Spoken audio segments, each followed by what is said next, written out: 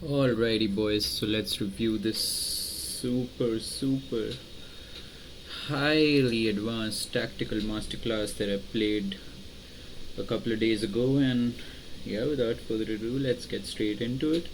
So the opponent started off with the king's pawn e4, and we came up with the Caro-Kann. I was earlier reviewing this game, so that's why I think the arrows are coming automatically. But the first few moments of the game were quite, how do you say, quite boring, and it was just like normal development stuff. So I'm just gonna push past through it and bring you straight to a place where I thought the tactical masterclass started off. Yeah, so simple chess. Everything is in the middle. The eval bar shows that the game is completely tied.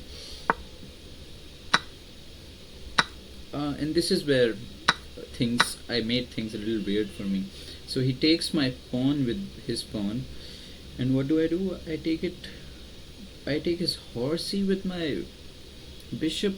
In hindsight, that seems like such a poor move to make, because now he has two attackers over my bishop, and I just have a single defender, that to my queen. I don't want to lose that. So naturally he just takes it, and I don't have anything else I can do in this position. So what do? I just think that I'll reposition my queen for an attack further, because what I want to do is bring my queen here.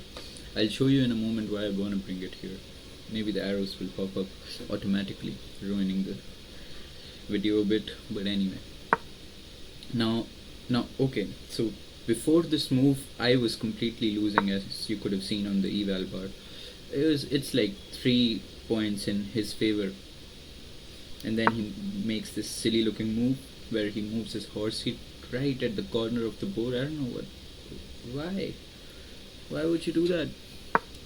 Why would you do that, man?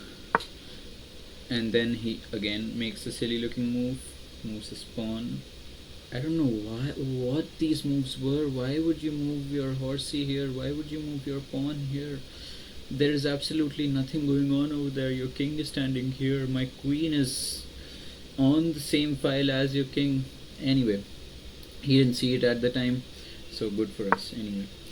So yeah, now you see why I wanted to reposition my queen from here to here, because I had this bishop over here, which that is an illegal arrow. I wanted to move my bishop over here because he can't take now, as it is completely pinned. So yeah, cool tactic, no? That's what I thought as well. And now it's just like we start troubling his queen to death, because he is trying to build initiatives with his queen, and we just have some minor pieces who are in very good position and can threaten the queen easily. So that's what we do. We threaten with our bishop first.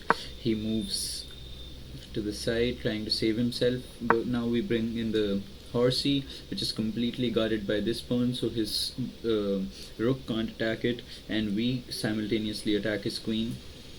So the queen will have to move again, and that's exactly what it did.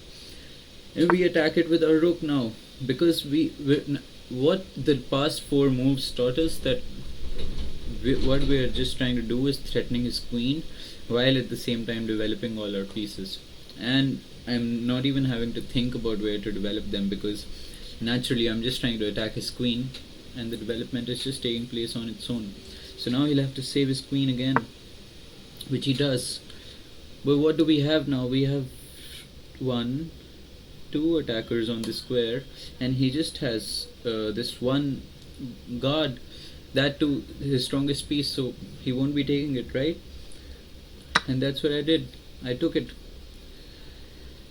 And he makes another silly looking move with this same silly pawn, which was earlier moved from here to here and now from here to here.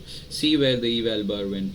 Before this move it was like what, 0.4, 0.6 in my favor. Suddenly it just like, I think he just killed his game. I can't see exactly why, because the computer thinks in weird ways and we don't have a computer brain.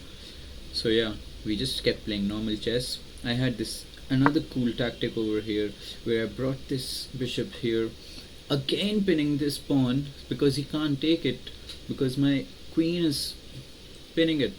Yeah, super cool. And now the bar just shows a mate and 4, which I obviously wasn't able to spot. So we gave a check here. He naturally had to move his king, and then we just took his bishop with our rook, sacrificing it completely, as his pawn can now take it back. But I so wanted to build an initiative on this side, take with my queen, and that's exactly what happened. Now his king is stuck in a limbo right at the corner, and this was essentially an okayish move if we would have given into impulse by trading our queens, but that's not what you do when the king is cornered and you have so many attacking 1, 2, 3 pieces over there. You can also bring this one into play so easily. You just have to move this somewhere here, and then this can come somewhere here, or it's just completely lost for him. And therefore we find the best move, and the opponent resigned. Super game, no? Yeah.